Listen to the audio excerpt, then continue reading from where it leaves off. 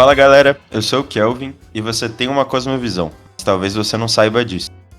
Fala pessoal, meu nome é João e sim, eu assisto o filme. Fala pessoal, eu sou o Murilo e minha visão tava meio embaçada, eu fui numa ótica, comprei um óculos e não melhorou em nada.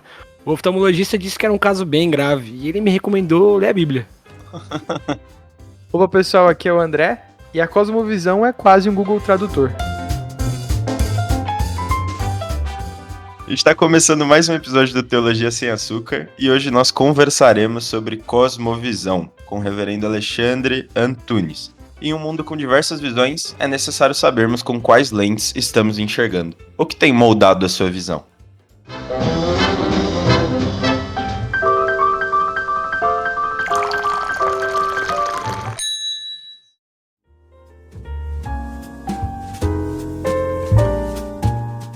Bom pessoal, no episódio de hoje a gente tem a alegria de receber o reverendo Alexandre Antunes. Ele que é pastor capelão no Mackenzie em São Paulo, pastor auxiliar também na Igreja Presbiteriana Unida, ele que é São Paulino, infelizmente, mas que tem se dedicado muito a proclamar o Evangelho por meio da análise de tudo aquilo que a gente produz na cultura. Reverendo, obrigado pela sua participação e por ter topado o convite de estar aqui com a gente. Que isso, eu agradeço o convite, o carinho, a recepção. Que isso, pastor, a gente que agradece a sua participação aqui. E iniciando já o episódio, a gente vai estar tratando sobre um tema que muito provavelmente vocês já ouviram falar, que é a cosmovisão. Muitos têm se falado sobre esse tema, principalmente no nosso meio cristão, seja nas conferências, nas EBDs, em livros e por aí vai. Só que isso não significa necessariamente que as pessoas tenham compreendido de fato a definição do que realmente vem a ser cosmovisão. E talvez as pessoas que se utilizem desse termo por aí usam mais pelo status ou por estar na moda do que pelo próprio significado e entendimento acerca dos conceitos por detrás disso. Só que pensando nisso, talvez seja essencial a gente começar definindo as nossas bases. E, reverendo, queria então nesse sentido que o senhor explicasse pra gente qual é o conceito de cosmovisão e se esse de fato é um pensamento que nasce na teologia ou onde tem a sua origem. Correto. Eu vou tentar ser bem objetivo e prático, tá?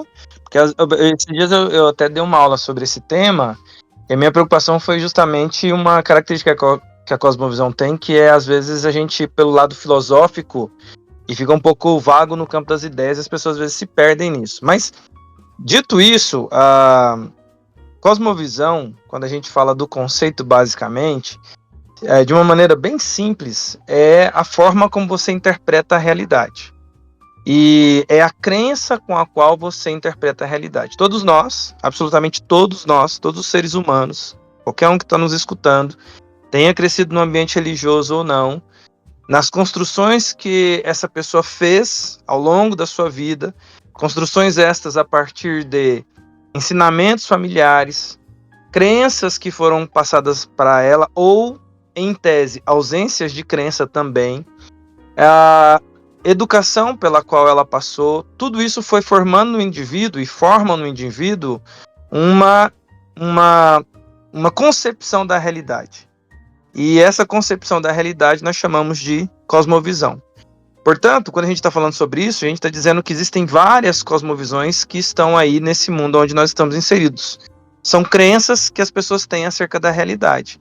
E a gente, enquanto reformado, nós acreditamos que existe uma cosmovisão correta.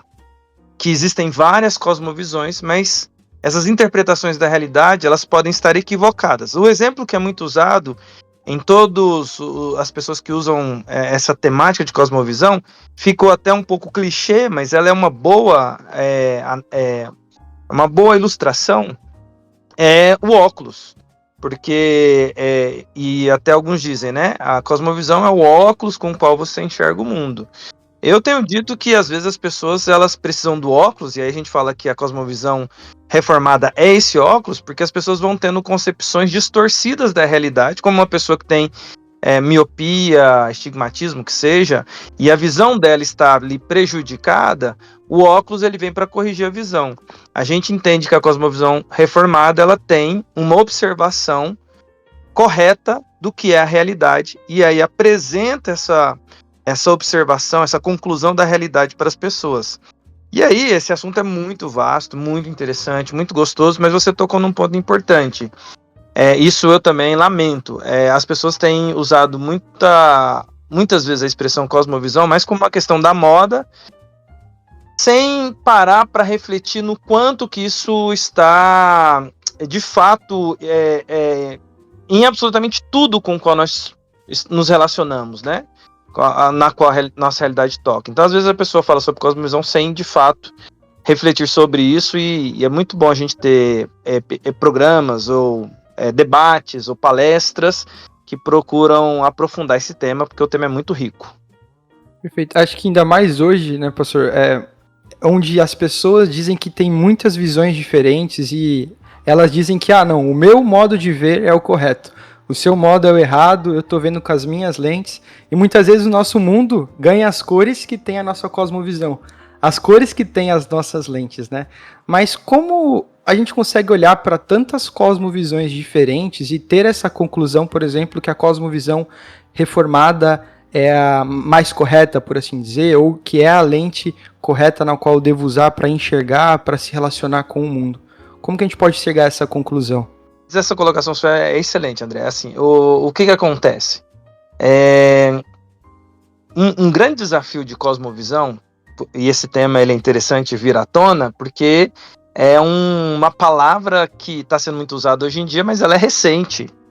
Apesar de ela ter surgido lá com Immanuel Kant e surgiu fora do ambiente cristão, como uma análise filosófica que Immanuel Kant fez, e depois isso foi pego para o ambiente cristão, né, pelos teólogos holandeses, e aí começou a ser usado no ambiente cristão reformado.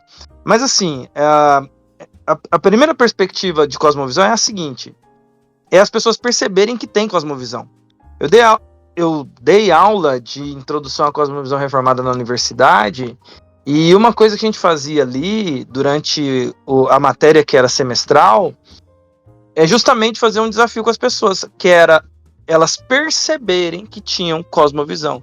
Porque a grande verdade sobre isso as pessoas nem sabem que elas possuem cosmovisões.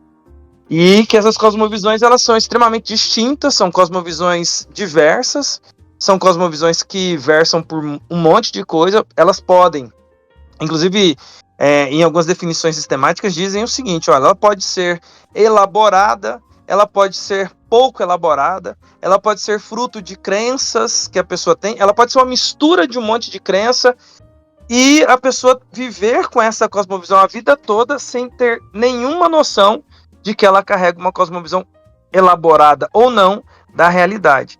É por isso que a gente toca muito nesse tópico. A pessoa precisa perceber que ela tem uma cosmovisão. E aí entra uma segunda colocação, que foi essa provocação, que ela é interessante. Como eu vou chegar à conclusão que a cosmovisão reformada é a correta? Essa é a pergunta maravilhosa, porque a cosmovisão reformada, ela apresenta uma interpretação da realidade muito coerente. E você percebe ecos dessa interpretação da realidade em absolutamente tudo da nossa existência.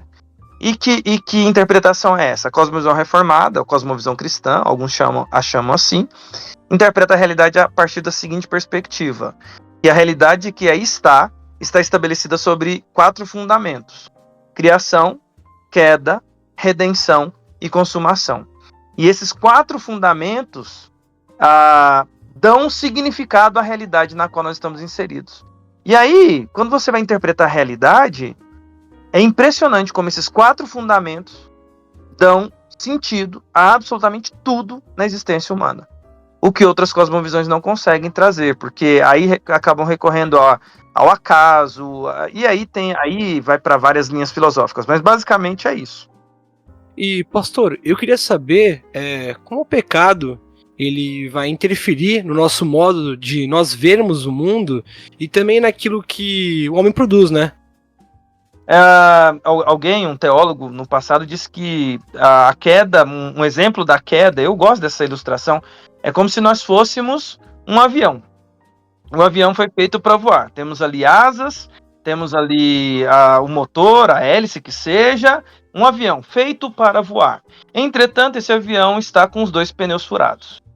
Ele continua sendo avião, mas ele não consegue voar. E enquanto esses pneus estiverem furados, ele não consegue voar, ele não consegue pegar velocidade para voar. Alguém ilustrou isso, eu acho legal, diz assim, olha, a gente é avião, a gente foi feito para coisas maiores, mas a gente está aqui na Terra patinando porque a queda interferiu diretamente nisso. E aí, quando eu estou dizendo isso, eu estou dizendo para você o seguinte, tudo que é produto do ser humano a partir da queda vai sofrer o efeito da queda. E esse efeito da queda a minha interpretação da realidade vai ser agora distorcida, eu vou ser corrompido por potestades que aí estão, que está estabelecido na própria escritura, poderes vão me corromper, e você já pega ali, por exemplo, Gênesis 4, você tem ali já efeito da queda em Caim e Abel, você pega Gênesis 11, você tem a Torre de Babel, e aí o que é a Torre de Babel? O pessoal bateu na ideia deles o seguinte, olha, a gente entende cosmovisão, a gente entende que a gente consegue construir uma cidade que vai chegar aos céus. E aí Deus pega e fala assim, não, vocês não vou dar isso para vocês. Porque a partir da queda, a visão do ser humano ela vai sendo sistematicamente prejudicada, mas a gente, como imagem de Deus, a gente carrega esses ecos do Criador e a Bíblia nos mostra a cosmovisão correta. Isso é maravilhoso, né? Porque faz, opa, tem alguma coisa errada e, evidentemente, Deus abre os nossos olhos. Sem isso, eu acho que é impossível. E é engraçado que é uma miopia que vai ficar com a gente pro resto da vida, né?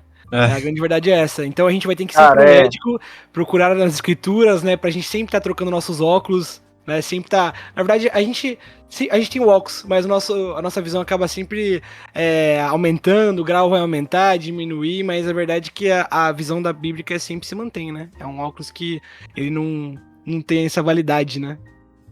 Não, é verdade. E é interessante isso aí, né, cara? É interessante você falar esse exemplo aí, já é uma miopia que se mantém. É por aí mesmo, e assim, e às vezes a tendência cara, é impressionante as pessoas identificarem cosmovisão. Eu gosto muito da aula de cosmovisão, porque, especialmente aqui na universidade onde eu dei aula no passado, né, acredito que eu posso citar aqui, porque é o Mackenzie, a Universidade Confessional. Gente, se tem uma coisa que é deliciosa, de verdade, é você estar dando aula para pessoas que não têm nenhum tipo de perspectiva cristã, ou fizeram algum tipo de construção cristã ao longo das suas vidas, e estão ali vivendo a sua rotina de vida na realidade que eles vivem desde sempre. E aí, de repente, você apresenta esse conceito filosófico que é prático, e você começa a fazer pontes e conexões, e você vê a cara do indivíduo, assim, quando a ficha tá caindo, assim, ó.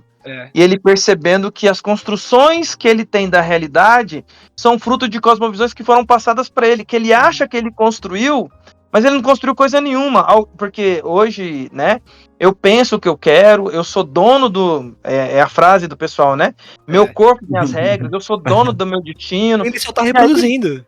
Ele tá reproduzindo um pensamento de outra pessoa que ensinou, Sim. E aí quando a pessoa percebe, cara, eu não sou original, eu tô repetindo um pensamento que foi plantado em mim, e eu nem percebi quando esse pensamento foi plantado. Que bizarro. Ouvindo vocês falando, eu tava pensando aqui, eu lembrei de algo que eu vi recentemente, assim, sobre cosmovisão, né? E esse exemplo do óculos, ele é muito clássico. Mas eu lembro de um pastor, acho que foi o Weber Campos Jr., se eu não me engano. Ele chegou a comentar de que talvez a cosmovisão ela seja anterior ao óculos. Se fosse fazer uma analogia, ela seria o próprio olho. Porque quando você acorda de manhã, você não pensa, tô enxergando, tô interpretando a realidade. Você simplesmente olha, você simplesmente interpreta. Então é extremamente profundo, né? Parte do coração, que é o centro do homem. E nesse sentido, isso é até um questionamento muito interessante, assim. Porque, que nem a gente comentou, o pastor falou, todo mundo tem uma cosmovisão. Não dá para escapar disso. Seja você consciente ou não. Consciente daquilo que você crê, daquilo que é a base da sua casa, daquilo que é o fundamento, enfim, de como você interpreta a realidade, ou como esses alunos citados pelo Alexandre, que veem a realidade desmoronar na frente deles, porque eles percebem que eles não construíram aquilo que eles realmente pensam. E nesse sentido, é até curioso pensar que um cristão verdadeiro, alguém que crê em Jesus, que professa a fé em Cristo e que vive isso, pode ter uma cosmovisão incoerente à mensagem bíblica, uma cosmovisão que seja estranha às escrituras. Porque não necessariamente só para a gente professar a fé, a gente dizer que crê em Cristo, que as nossas ações são coerentes de acordo com isso. Deveriam ser. Mas isso, as nossas ações, elas demonstram a nossa cosmovisão, né? E a maneira como a gente realmente interpreta a realidade. E aí, eu lembrando disso, pensando nisso, eu lembrei do texto de Provérbios, que Salomão diz: como a água reflete o rosto, assim o coração reflete quem somos. Então é uma questão central do coração, né? Extremamente profunda.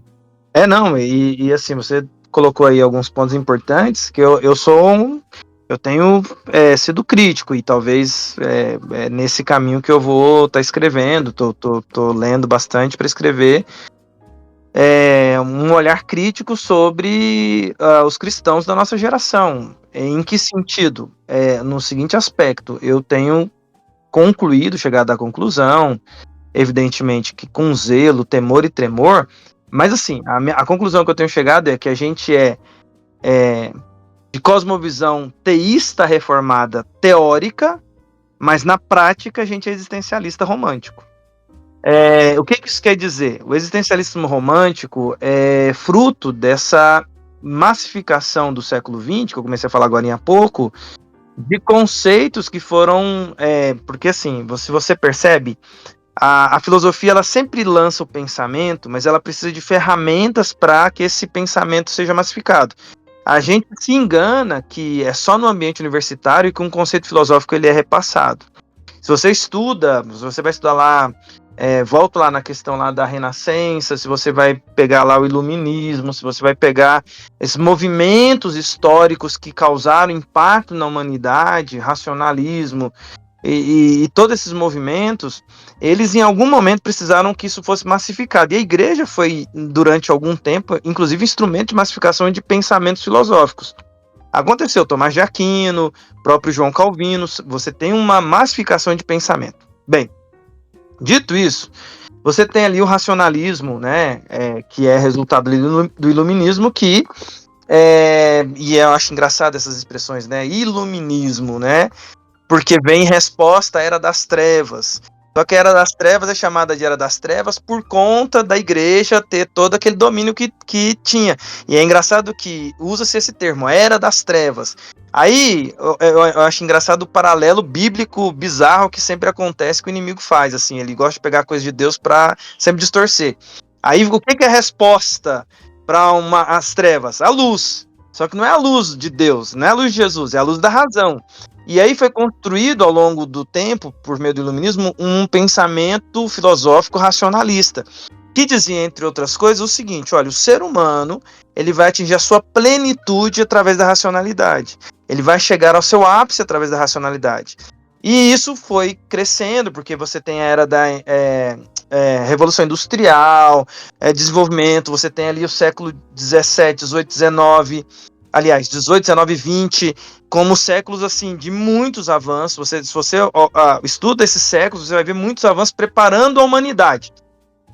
Chega no século 20, se você pega os escritores do século 19 para o século 20, os escritores do século 19 estão dizendo o seguinte: olha, no próximo século o ser humano vai atingir a paz, ele vai atingir sua plenitude. Aí vira para o século 20. Sabe o que acontece no século 20? Aí vem guerra, pandemia, guerra, 1929, que é a Segunda Guerra Mundial, né? 1929, você tem a Grande Depressão, que é uma crise econômica, e, portanto, a primeira parte, 1/4 do século XX, aquele primeiro 1/4 ali, é horroroso.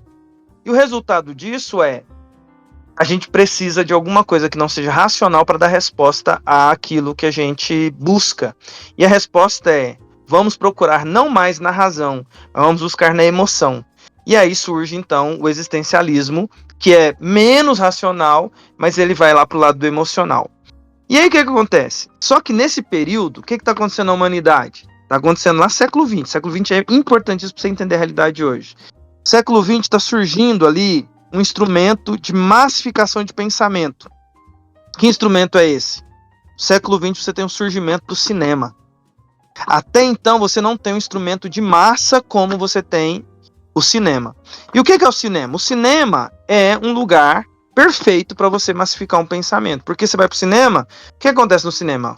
Luz apagada, é um ritual de culto. Luz apagada, texto, que é um monólogo, seja interpretado por quem quer que seja, mas é um monólogo, e você fica ali 2h30 recebendo informações, e com o passar do tempo, foram descobrindo outras ferramentas, porque, sim, é histórico que nas primeiras sessões com som e além do visual com som, eles começaram a jogar frames com questões subliminares, aí, por exemplo, pipoca e refrigerante. E isso foi feito frames em microsegundos para testar se as pessoas eram influenciadas, e o pessoal começou a querer comprar pipoca para ir para dentro do cinema. Isso é histórico, tem registro histórico que isso aconteceu. Bem, vamos lá, isso é só subjetivo, mas descobriu-se a música para influenciar ali a pessoa, ela fica relaxada, a música interfere nos seus ritmos cardíacos e num monte de coisa, na sua percepção. O texto tá ali. E o que o cinema passou a ser a partir do século XX? Um instrumento de massificação de pensamento. Só que esse instrumento de massificação de pensamento, ele começou a ser utilizado de maneira estratégica. E aí a minha tese você pega a partir do século XX, começou-se, em resposta ao racionalismo, começou-se a construir aquela coisa do romance, da importância de encontrar um amor, da importância de se encontrar com um grande amor da sua vida, essa coisa toda. Isso também começou a ser replicado em canções, começou a ser replicado em melodias. Até o século XX você não tem esse tipo de construção tão acentuada assim. A partir do século XX você tem a massificação de um pensamento. O que me leva a concluir hoje que as pessoas hoje, mesmo as cristãs, elas cresceram sem perceber dentro de um ambiente que incentiva ela ao seguinte pensamento: você não vai ser feliz sozinho. Você precisa de encontrar alguém para você ser feliz. Você precisa de um par. Você precisa encontrar o grande amor da sua vida. Você precisa da sua alma gêmea. Você precisa de um grande... Para as meninas, você precisa de um príncipe encantado. Você precisa encontrar sentido num relacionamento que é romântico. E aí, com esse pensamento, essa construção, a gente tem uma sociedade, depois do final do século XX, você tem a revolução sexual ali, que é Woodstock, em que você tem uma quebra de paradigmas no que tange ao sexo, e a gente hoje é resultado de uma distorção existencial sobre o que é romance, sobre o que é sexo, sobre o que é o indivíduo interpretando a si mesmo. E aí, por que eu falei?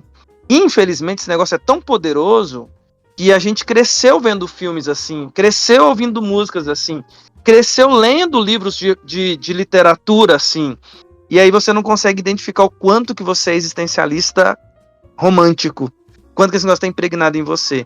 Só que, claro, a Bíblia te lança luz e você fala assim, caramba, eu preciso combater isso. E aí você vai e combate. Pastor, uma vez que a gente entende essa relação da cosmovisão cristã com tudo ao nosso redor, qual deve ser a nossa posição frente a tantas outras maneiras de ver o mundo? A gente deve fazer algo para que todas as pessoas enxerguem da mesma forma que nós? Como que deve ser a nossa relação com tudo aquilo que é produzido pela cultura, né? Por exemplo, pensando nos filmes, a gente deve lutar para que todos os filmes tenham uma visão cristã? Ou na educação, a gente deve lutar para que todas as escolas sigam uma visão cristã? Qual o nosso posicionamento frente a tudo isso? O grupo de cristãos que chegou ali em Roma, vindo de vários lugares, quando eles chegam ali em Roma, o que acontece? Eles estão numa cidade completamente pagã. Você pega a cultura pagã, a partir do que foi César, e a partir do que foi o seu sobrinho neto César Augusto, você percebe que foi com César Augusto que começou o conceito de divindade do imperador romano. E aí você tem os cristãos chegando ali naquela cultura completamente pagã, essa cultura pagã extremamente sexualizada, porque você tem ali as divindades que eram adoradas ali pelos romanos, que você tem ali o deus Baco, que dá origens até expressões hoje em dia usadas para orgias sexuais, que eram praticadas pelos romanos. Bem, o que eu estou fazendo esse recobrar histórico aqui? É nessa cidade, que era a cidade do mundo naquele momento, Roma, que um grupo de cristãos vai parar lá, e diferentemente do que a nossa cultura é hoje, aquela cultura daqueles dias, ela era completamente paganizada. Ela não é cultura como a nossa, com reflexos e influências do cristianismo. Por exemplo, eu estou falando aqui para vocês numa cidade chamada São Paulo. Por que ela tem esse nome? Uma influência cristã na fundação desse país. Vocês estão aí numa cidade chamada Santos. Uma influência cristã na fundação desse país, dessa cidade. A gente lá em Roma não tinha essa influência ainda. E o que Paulo disse para eles? Olha, Vocês estão numa cidade completamente pagã. Vocês estão numa cidade completamente hostil, uma cosmovisão hostil ao que vocês creem. E aí o que Paulo diz para eles? Olha, não faz nada não, fica aí mesmo, se escondam. Não, ele diz assim, ó, não vos conformeis. Para mim, isso aí é o que é a nossa perspectiva. A gente não pode se conformar. Aí ele diz, mas transformai-vos, né? Ele usa ali a expressão que se parece com metanoia, mas no original grego nem é metanoia que aparece ali, metanoia aparece em outro texto, mas ele vai dizer dessa mudança de mente, né? E ele diz lá, transformai-vos pela renovação da vossa mente, para que experimenteis qual seja a boa, agradável e perfeita vontade de Deus. Eu gosto desse texto aí porque, assim, eu sempre falo, quando eu tô tendo a oportunidade de falar sobre essa temática, que a gente precisa, em suma, ocupar espaços. Eu gosto muito de estar falando a meninos mais novos que eu, meninos e meninas mais novos que eu, vão estar ouvindo esse podcast aí, ouvindo esse bate-papo, porque assim, a gente está no primeiro quarto desse século. Estamos em 2025, talvez você esteja ouvindo esse áudio em 2026, 2027, sei lá, mas está sendo gravado em 2025, então eu vou partir desse pressuposto. A gente está fechando o primeiro quarto do século 21. Nós ainda temos 3 quartos se Jesus não voltar até lá. Quando eu olho para a história do século 20, eu gosto muito de perceber que no primeiro quarto do século, Deus levantou ali alguns pensadores, algumas pessoas que foram influentes para o restante do século 20 como uma voz contra aquilo tudo que existia. Inclusive em produções, em várias áreas, teológicas, culturais. Você tem gente aí que fez a diferença sendo cristão no século 20. É o que eu falo, princípio de Romanos, aplicado ao século 21, a essa geração. Não conformar não quer dizer que eu vou ser radical, de verdade. Eu não sou desse pensamento, não vou assistir mais filme. Não, eu tenho meu canal aí. Pausa para fazer propaganda do meu canal, né? Então tem o meu canal aí, teoria... Muito bom, inclusive. Eu já estou acostumado a fazer propaganda. Teoria da Inspiração, Peregrino da Alvorada, que são os canais, o Peregrino da Alvorada oficialmente da IPB, o Teoria da Inspiração, meu canal particular. Mas o que eu faço na Teoria da Inspiração, em especial teoria? O Teoria eu pego o filme do lançamento, isso eu só faço no Teoria, o Peregrino a gente faz análises mais gerais, de filmes gerais, de coisas mais antigas, às vezes a gente para fazer mais debates filosóficos, mas o Teoria não, o Teoria da Inspiração eu pego o filme do momento, vou lá, assisto e comento ele. Por quê? Eu penso o seguinte, a gente precisa construir um senso crítico.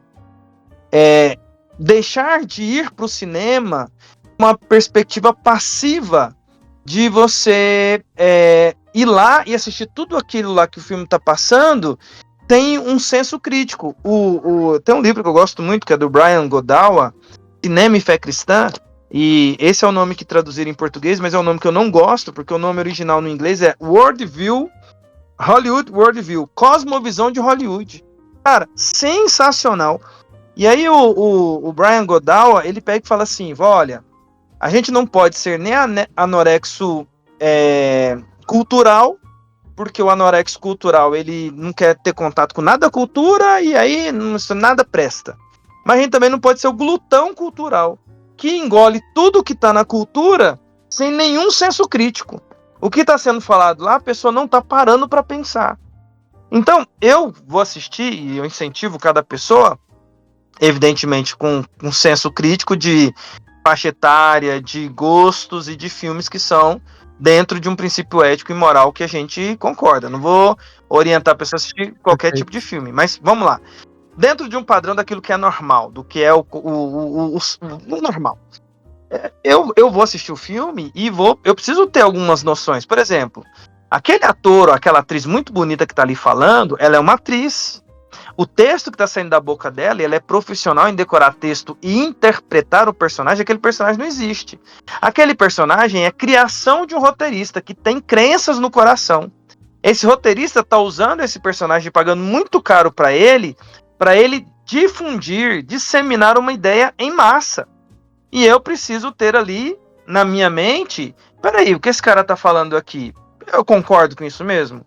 E aí eu consegui desconectar da imersão que me é proposta, de repente eu tô tão imerso ali que eu tô Eu tô hipnotizado na coisa do cinema ali, porque eu sou um glutão cultural. Eu não paro pra pensar no que eu tô assistindo, porque eu fui capturado na hipnose ali, coletiva daquele culto à cultura. Bem, eu assisto, mas eu assisto com o meu senso crítico ligado o tempo todo. Me divirto, gosto, mas eu não caio na cilada. E isso não é difícil de você desenvolver. Bem, essa é a primeira coisa. Ter um senso crítico, porque a gente vai continuar consumindo cultura. A gente não é ET, a gente é filho dessa geração. A gente nasceu depois do advento do cinema. E eu acho que é errado você dizer, não vou assistir filme. Eu não concordo com isso. Mas aí é o segundo ponto. Quando você fala assim, o que fazer? Eu penso que essa geração desse primeiro quarto do século, eles estão sendo preparados por Deus para ocupar espaços. E eu preciso acreditar nisso. Que vocês vão estar em espaços que Deus vai colocar. Lembra de Daniel na Babilônia? Lembra de José lá no Egito? Lembra de Esther na corte lá do rei da Pérsia? Deus coloca os seus servos em lugares estratégicos para que eles possam fazer a diferença em momentos cruciais da história. E de repente Deus dá para você, como deu para Daniel, uma capacidade importante para aquela época, que no caso de Daniel, era a interpretação de sonhos. Talvez para você seja a habilidade de escrever roteiros, de ser um filmmaker, de ser um influencer, de ser um roteirista, de ser um produtor, de ser um podcast famoso aí, vai, né, que o Teologia Sem Açúcar aí vira um negócio, entendeu? Nossa, vocês estão firmes aí, né? Mas eu sempre falo assim, por que não? Por que não? Porque, assim, eu vejo todas as possibilidades possíveis. Porque o que a gente tem que fazer é produzir o material. Eu gosto muito de uma palavra que eu ouvi há muitos anos atrás de um pastor que eu tenho como referência, que é o reverendo Samuel Vieira, que ele dizia o seguinte: a nós cabe a profundidade do que fazemos. Ou seja, a mim e a vocês cabe fazer com excelência o que Deus deu habilidade para vocês fazerem. Mas a extensão daquilo que a gente faz não cabe a nós, cabe a Deus. Portanto, a nós cabe a profundidade e a Deus cabe a extensão. A extensão do Teologia Sem Açúcar, quem vai dar é Deus. Com todo investimento, com toda a excelência que vocês têm que fazer o material de primeira, mas a extensão pertence a Deus e é Ele que vai usar. E aí, em cada pessoa, Deus, eu estou aqui, eu quero contribuir em tal área, eu quero fazer tal coisa. E Deus é que nos coloca em lugares estratégicos para que a gente possa ser agente de transformação nos lugares onde Ele nos colocar. E eu acredito que esse momento da história, final do primeiro quarto do século, ele é importante para esse segundo quarto que vai definir o final do século, se Jesus não voltar antes. E aí uma terceira e última coisa de argumentação, que é a gente se lembrar que a gente não é redentor da cultura. No máximo, e aí eu pego o reverendo Heber Jr. como referencial disso aqui que eu estou falando para vocês. O reverendo Heber Jr. diz que a gente é agentes, nós somos agentes que Deus coloca de transformação, mas nós não somos agentes redentivos, porque redentor só tem um, e é Jesus Cristo. E Ele prometeu, e está lá em Romanos, e está lá nos Evangelhos, e está lá em Apocalipse, e está lá em Gênesis, Ele prometeu que um dia Ele restauraria absolutamente todas as coisas. Portanto, essa cultura na qual nós estamos inseridos, a gente não vai redimir ela. E se você pensa que você vai redimir ela, você está com um pensamento equivocado. O máximo que a gente faz é a gente ser sal, como Jesus disse que nós seríamos. O que o sal, ou para que o sal serve? Ele serve para impedir que apodreça. Então, a nossa grande missão é impedir ou retardar o apodrecimento cultural que está acontecendo. O sal vai impedir que isso aconteça, e nós somos sal. Agora, redimir, sabe quando é que a cultura vai ser redimida? Quando Jesus voltar. Novo céu e nova terra, a gente vai vivenciar uma cultura redimida. E aí, a gente poderia falar, né, porque aí tem outro aspecto que me chama a atenção da interpretação da realidade de cosmovisão que é perfeita, é redenção, só tem um que é Jesus, e consumação. A consumação narrada na história da humanidade, ela é sensacional, porque ninguém consegue narrar a consumação, a não ser o livro de Apocalipse, que descreve como serão as coisas por vir, mas mesmo no novo céu, o livro de Apocalipse, ele vai até certo ponto e diz o seguinte: e é o que tem coerência com o que Jesus falou. Jamais penetrou em coração humano o que Deus tem preparado. O que só me dá expectativa do que é a consumação, do que vamos viver na consumação. Isso é refletido também nos filmes e nas séries e nos livros, né? Já reparou que todo filme, quando termina assim, ou conto de fadas, e foram felizes para sempre. Só que quando eles precisam retornar à história do Foram Felizes para Sempre, porque querem recontar a história, ninguém consegue contar uma história de Felizes para Sempre sem cair na incoerência da queda de novo. Ninguém narra Felizes para Sempre, porque a consumação, Deus não colocou no coração do ser humano. Deus colocou no coração do ser humano criação, queda e redenção, que tem todas as histórias. Mas consumação, Deus não compartilhou com o ser humano. Perfeito. Reverendo, eu fiquei muito feliz que o senhor falou isso, porque é um pensamento que eu tinha, e eu pude chegar a ele através até do perfil do Guia Marino, de uma reflexão que ele fez, que ele disse assim: o cristão não foi chamado para sair da cultura, nem tampouco redimir a cultura.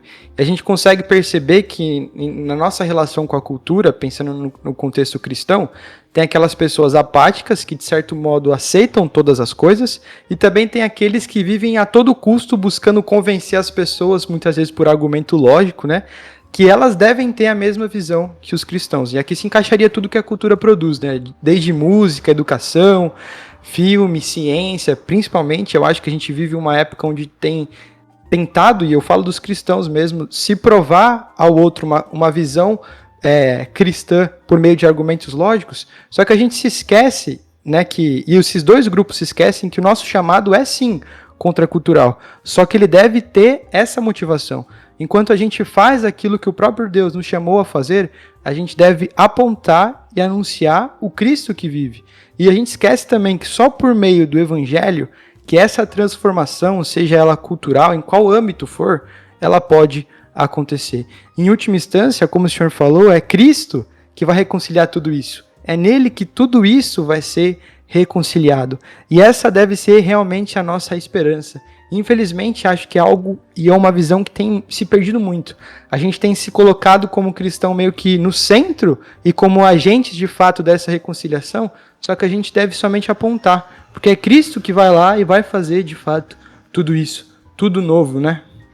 É isso aí.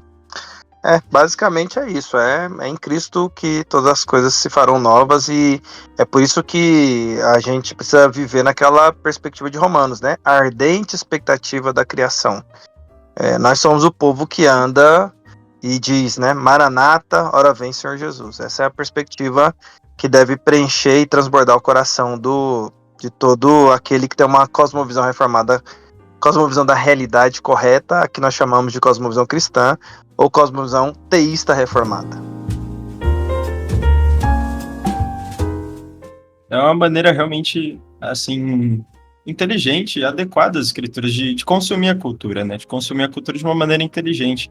E nesse sentido, um pensamento que talvez seja um extremo, assim, dos evangélicos, seria de criar aquela divisão entre sagrado e profano, aquilo que é secular e aquilo que é santo. E aí a pessoa vai lá e divide absolutamente tudo da realidade nesses dois aspectos. Então, ir para a igreja é sagrado, ir para a igreja é sacro. Aí no cinema, isso é profano, isso é coisa do mundo, isso é secular. Então, assim como o André falou da pessoa que se torna apática, ou seja, ela vai receber absolutamente tudo e não ponderar, não refletir sobre aquilo, não tentar criar cultura dessa maneira. Então, é um pensamento que acaba atrasando, nesse sentido, essa visão de consumir a cultura e obedecer, de fato, o mandato cultural, né? Eu vejo que, hoje em dia, dentro do contexto cristão, evangélico, a gente é muito bom em pregar e ouvir sobre o mandato espiritual, o mandato social, mas muito pouco do mandato cultural, né? Extremamente pouco. É pouco pregado, pouco falado e pouco obedecido, né, nesse sentido. Cara, esse negócio de mandato cultural é profundo pra caramba, porque assim, é realmente amplo e envolve, sim, a cultura, né?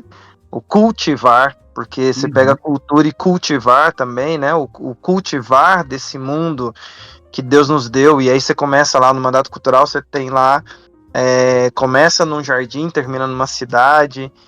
De fato, Deus nos colocou para esse movimento, Deus nos deu essas habilidades. Mas assim, de fato é um problema, né? As pessoas ainda... Tem um artigo muito antigo, eu li esse artigo do Augusto Nicodemos, mas alguns falam que tem outro autor mais antigo que falou sobre esse tema. Eu não vi esse outro autor, eu só vi o Nicodemos, que ele fala assim, a alma romanista dos evangélicos brasileiros. E ele fala lá, na época ele não usou a expressão cosmovisão, mas ele fala o quanto que nós temos influências de interpretação das coisas que estão implantadas em nós que a gente nem percebe. E uma dessas influências é isso aí que você falou, de dividir absolutamente tudo entre profano e sagrado. Isso aí é um negócio que está impregnado na gente, que é uma herança cultural, religiosa que nós temos, e é uma herança que, infelizmente, ainda se vê aí. E você vê as pessoas vivendo essa vida, fazendo essa dicotomia existencial, que é péssima, né? Porque e aí eu faço essas divisões e levo isso aí para tudo, né? Então eu na igreja, ok, né? Tal, sou sacro ali, né? Mas ali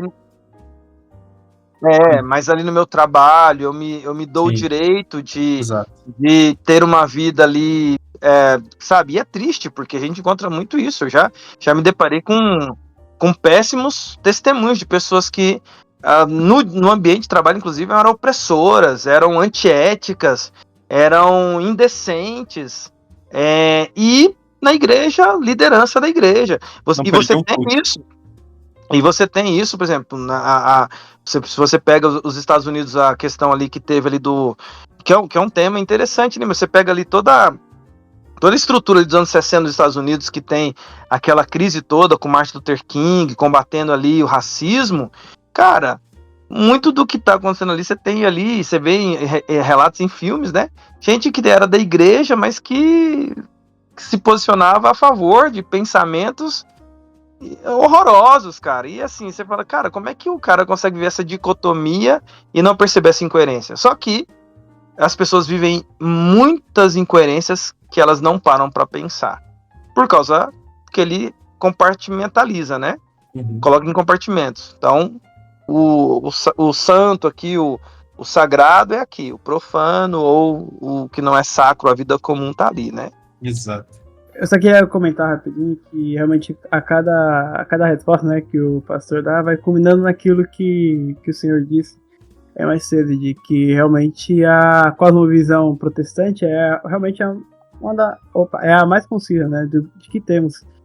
E já, então, abordando um pouco, né, mais para essa questão de cosmovisão e da cultura, também vai ser uma das últimas perguntas, devido ao nosso tempo, né, que já está acabando, né, já prolongamos bastante a conversa, foi muito boa.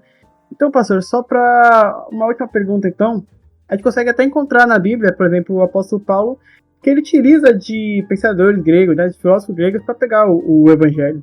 Então, nesse sentido, como é que podemos utilizar a cultura como ferramenta de levar o evangelho daqueles que ainda não conhecem?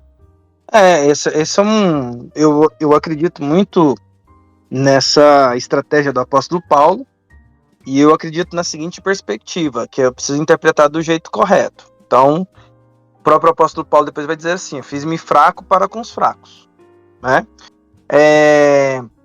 Quando Paulo coloca essa perspectiva, ele está entendendo que ele está se rebaixando, porque ele considera o evangelho superior. Então ele usa a estratégia para poder se fazer fraco para com os fracos. Eu acredito que quando eu parto desse pressuposto, eu preciso entender isso, que, primeiro, o evangelho é superior a absolutamente tudo. Portanto, eu não vou rebaixar o evangelho. O evangelho, ele precisa ser a mensagem principal. E aí a gente tem vários problemas com respeito a isso aí, né? No sentido de que as pessoas confundem. Então, elas acabam dando ênfase ao cultural em detrimento do evangelho. Aí, para mim, já houve uma inversão, já fica ruim, né? Que é aquelas coisas, e aqui me permita, é um pensamento a partir da interpretação da realidade. Mas aí você pega o seu culto para ser um culto contemporâneo, aí você deixa de ler a escritura para você ler a poesia de um grande pensador, ou uma letra de uma música maravilhosa. Veja, eu não tenho ou cantar numa música secular no culto. Veja, eu não tenho problema com a música secular, eu não tenho problema com a poesia, eu não tenho problema com o pensador. Mas eu tenho um problema quando você coloca isso ou em pé de igualdade, ou mais importante do que o principal. E aí é um problema de interpretação. Porque, veja, a escritura, ela deve ser o Cristo, deve ser o principal, mas eu posso usar aspectos que apontam. E aí, a gente tem um aspecto interessante que está o Salmo 19. O Salmo 19 fala que os céus proclamam a glória de Deus, firmamento nos céus abre suas mãos. E aí nós temos na teologia sistemática o conceito da revelação geral. Mas assim, o que acontece? Eu defendo a tese e o seguinte pensamento, que revelação geral não se limita ao aspecto de você dizer que a estrela está apontando para Jesus. Que revelação geral é mais amplo do que isso. E que, por exemplo, construções que os seres humanos fazem a partir da revelação geral, elas carregam a assinatura de Deus. Quando o apóstolo Paulo ele faz isso, ele fala assim, olha, tá vendo o que os poetas falaram? Eles estavam falando de Deus, sem saber que estavam falando de Deus. O que é isso? Revelação geral. Então, por exemplo, eu tenho um filme que eu sempre uso como referência quando eu falo sobre revelação geral na cultura. É um filme antigo, talvez vocês não tenham assistido, mas se não assistiram, assistam, porque ele é muito bom, que é Coração Valente, do Mel Gibson. E tem, pra mim, assim, tudo começou na minha mente nessas interpretações foi com esse filme, porque conta a história de William Wallace, é uma história baseada em alguns fatos reais da libertação da Escócia, quando ainda oprimida pela Inglaterra, tal. Mas tem um fator ali que é muito interessante no filme, construído de 1995, 94, não sei. Ele tem um momento lá do William Wallace que ele tá preso. E lá na prisão ele pega e fala assim, chega a princesa, né, que quer que o Mel Gibson, ali o William Wallace, ele não fosse torturado, porque ele foi preso para ser morto. E ela chega nele e fala assim, olha, toma esse remédio aqui, porque ele vai ser um anestésico, você vai ficar dopado, você não vai nem sentir a dor lá, você vai morrer mais tranquilamente. E aí o Mel Gibson solta uma frase para ela que eu tava vendo, naquela época eu não era quem eu sou hoje, estamos falando de 95, eu era um adolescente. Mas eu já estava na igreja, eu falei assim, cara, essa frase eu já vi ela diferente, outro lugar, mas eu entendo o que essa frase significa. O Mel Gibson vira para ele e fala assim, ela fala assim, não, toma esse remédio, morre sem ser torturado, morre com dignidade. Aí ele vira e fala assim, todo homem morre, mas nem todo homem vive. A frase é de um filme, a frase está falando dele ali naquele momento, falando assim, olha, eu vou morrer, mas que adianta eu morrer sem acreditar na causa que eu estou vivendo e tal, ou que eu vivi até aqui? Eu posso até morrer, mas esse é o fim de todos os homens, mas eu quero mais do que isso. Só que quando ele usa a expressão, todo homem morre, mas nem todo homem vive, ele está falando de Bíblia ali, sem nunca nem saber que está falando de Bíblia, porque a Bíblia fala que sim, todos os homens vão morrer, mas só aqueles que estão em Cristo sabem o que é vida de verdade. Todos morrem, mas nem todos os homens vivem. Isso, para mim, assim, é um reflexo de que a cultura carrega a assinatura do Criador. E os únicos que conseguem ler a assinatura do Criador somos nós. Agora, eu não posso pegar essa assinatura e fazer um culto na minha igreja passando um filme do Mel Gibson e pegar e falar assim, olha, tá vendo, gente? Olha isso aqui. E eu vou pregar sobre o Mel Gibson e deixar a Bíblia de lado. Não. Eu posso pegar a frase, eu posso pegar aquele contexto, desse contexto eu vou fazer o apontamento. Mas o apontamento eu tenho que gastar todo o meu tempo, toda a minha dedicação, toda a exposição, sendo cristocêntrica e apontando para Jesus. Então essa relação ela é complexa porque as pessoas erram na dose, seja para um lado, seja para o outro. Por exemplo, na universidade onde eu trabalho, no colégio onde eu trabalho, eu faço muitas devocionais. E ela sempre tem a mesma característica. Eu pego um apontamento cultural que gera uma ponte de contato.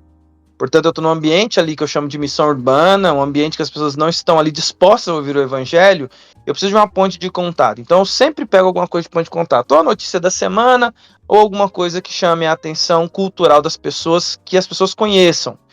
com esse elemento que chama a atenção, eu uso ele como elemento para criar uma ponte de contato. Mas o que eu vou usar nessa ponte é Jesus. Porque se eu falar do elemento pelo elemento, é só uma ponte que eu construí, mas eu não usei ela para nada. Eu construo a ponte para nessa ponte eu fazer Jesus atravessar ela e chegar nos corações. Mas quem chega de verdade é o Espírito Santo, né? Mas eu uso essa ponte para falar de algo mais profundo, que é um princípio que eu encontro na Escritura. E eu nunca deixo de falar da Escritura. Eu uso o apontamento, mas eu não ouso ter uma oportunidade de falar de Cristo e não expor a Escritura, que apresenta aquilo que o ser humano precisa, que é o Redentor. Amém. Glória a Deus por isso, reverendo. E a gente encerra aqui o nosso papo. Acho que se fosse deixar, a gente conversaria por mais 1 hora, por que não? Graças a Deus, reverendo, pela sua vida. A gente fica muito feliz por esse tempo precioso que o senhor desprendeu para estar aqui com a gente. Obrigado mesmo por ter topado a ideia, por ter falado com a gente. Com certeza essa é uma mensagem que primeiro toca aos nossos corações e que o senhor leve também para aqueles que nos escutam, né? Então queria agradecer em nome de todos aqui do Teologia Sem Açúcar pelo tempo, pelo espaço, e já está convidado, pastor, para as próximas vezes que puder, viu, estar aqui com a gente. Vai ser uma bênção e uma alegria muito grande. Fico honrado de saberem aí que vocês acompanham algumas coisas que a gente tem produzido aí, e oro por vocês, torço por vocês, para que vocês possam, dentro daquela perspectiva, né, de extensão, que Deus dê extensão ao ministério de vocês e que vocês deem profundidade, que façam com excelência aquilo que vocês estão fazendo, porque quando vocês forem encontrados, as pessoas vejam que há profundidade naquilo que vocês estão fazendo, que não é feito de qualquer jeito. Contem comigo sempre que precisarem. Espero aí ter ajudado aí com insights, dei respostas gigantes aí, porque acaba que, né? Mas fiquem à vontade aí para fazer os cortes que vocês precisarem fazer ou acharem devidos, tá bom? E é isso. Se alguém quiser me acompanhar, eu não estou tanto no Spotify, estou no Spotify talvez com o Peregrino da Alvorada, que eu acredito que está no Spotify, mas o Teoria da Inspiração, que é o meu outro canal, ele tá só no YouTube. Eu gosto de usar aquela plataforma ali porque tem a parte visual. Mas fiquem à vontade para seguir lá no YouTube, você que está nos ouvindo aí. E quiser acompanhar também as minhas publicações, geralmente eu faço muita coisa ali no Instagram. Então é só me procurar ali no Alexandre_Antunes. Você que já segue aí o Instagram do Teologia Sem Açúcar, segue lá, Alexandre_Antunes. Turminha, obrigado aí pelo tempo aí, pelo convite, pela parceria, né, na conversa, pelos insights, e fiquei muito contente de estar aqui com vocês nessa ocasião. Beleza, obrigado, reverendo. Obrigado, pessoal, que nos acompanhou até aqui. Deus abençoe grandemente a vida de vocês. Continue orando pela gente para que essa mensagem chegue a mais pessoas, que outras pessoas também participem. E graças a Deus pelo papo de hoje, a gente encerra com o coração grato ao Senhor por aquilo que Ele tem feito. Valeu, pessoal. Sigam a gente, sigam o reverendo também nas redes sociais e fiquem ligados para os próximos episódios, se Deus quiser. Valeu, tchau, tchau. Valeu.